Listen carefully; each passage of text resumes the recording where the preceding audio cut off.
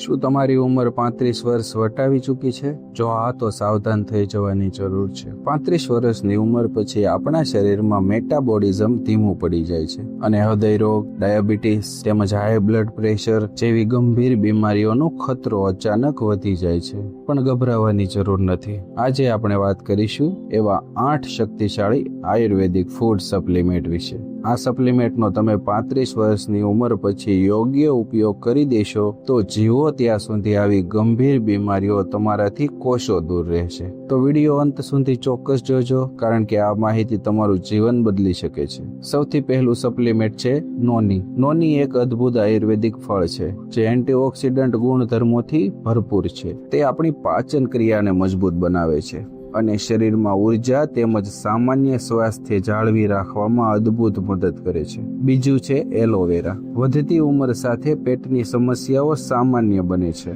Aloe vera પાચનને શાંત કરે છે, જૂની કબજિયાતમાં રાહત આપે છે અને શરીરને અંદરથી હાઇડ્રેટ રાખવાનું કામ કરે છે. ત્રીજું અને સૌથી શક્તિશાળી છે આમળા. વિટામિન સી નો આનાથી મોટો કોઈ સ્ત્રોત નથી. તે શરીરની રોગ પ્રતિકારક શક્તિને એટલી મજબૂત બનાવી દે છે કે વાયરલ ઇન્ફેક્શન તમારી નજદીક પણ નથી આવતા. સાથે જ તે મેટાબોલિઝમને પણ બૂસ્ટ કરે છે. ચોથું સપ્લિમેન્ટ છે બ્રાહ્મી. 35 વર્ષ પછી ઘર અને બિઝનેસની જવાબદારીઓ વધતા તણાવ વધે છે. બ્રાહ્મી માનસિક શાંતિ અને એકાગ્રતા વધારે છે. તે તણાવ ઘટાડે છે, જેથી સ્ટ્રેસને કારણે વધુ પડતું ખાવાની ટેવ આપોઆપ કંટ્રોલમાં આવી જાય છે. પાંચમું છે ત્રિકટુ ચૂર્ણ. આ સૂંઠ, કાળા મરી અને પીપળીનું એક અદ્ભુત મિશ્રણ છે. આયુર્વેદમાં આને અગ્નિ દીપક કહેવામાં આવે છે, એટલે કે તે પેટની પાચન અગ્નિને પ્રદીપ્ત કરે છે, જેથી તમે જે પણ ખાઓ છો તેનું લોહી બને છે, ચરબી નહીં. છઠ્ઠું સપ્લિમેન્ટ છે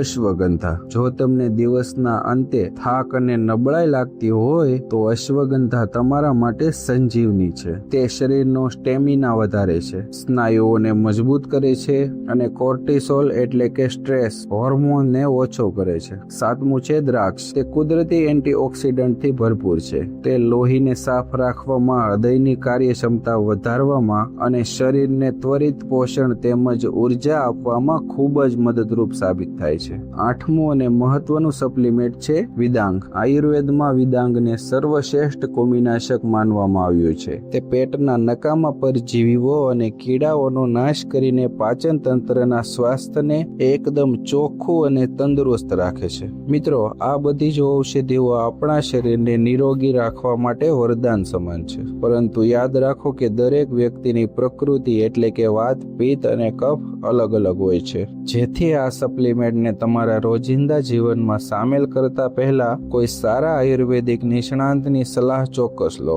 જેથી તમને તેનું શ્રેષ્ઠ પરિણામ મળી શકે. જો તમને આજની આ માહિતી ઉપયોગી લાગી હોય તો વિડીયોને લાઈક જરૂર કરજો અને તમારા પરિવારો જ તેમજ તમારા મિત્રો સાથે શેર કરવાનું ભૂલતા નહીં. અને હા, આવી જ રોજિંદા આયુર્વેદિક અને હેલ્થ ટિપ્સ સીધી તમારા મોબાઈલમાં મેળવવા માટે અમારા આયુર્વેદિક જ્ઞાન વોટ્સએપ ગ્રુપમાં આજે જ જોડાઓ. ગ્રુપની લિંક નીચે ડિસ્ક્રિપ્શન અને કોમેન્ટ બોક્સમાં આપેલી છે. તમારા ખાસ 10 મિત્રોને પણ આ ગ્રુપમાં આમંત્રિત કરો, જેથી તેઓ પણ તંદુરસ્ત જીવન જીવી શકે. મળીએ આગામી વિડીયોમાં. ત્યાં સુધી સ્વસ્થ રહો, મસ્ત રહો. જય હિન્દ, વંદે માતરમ.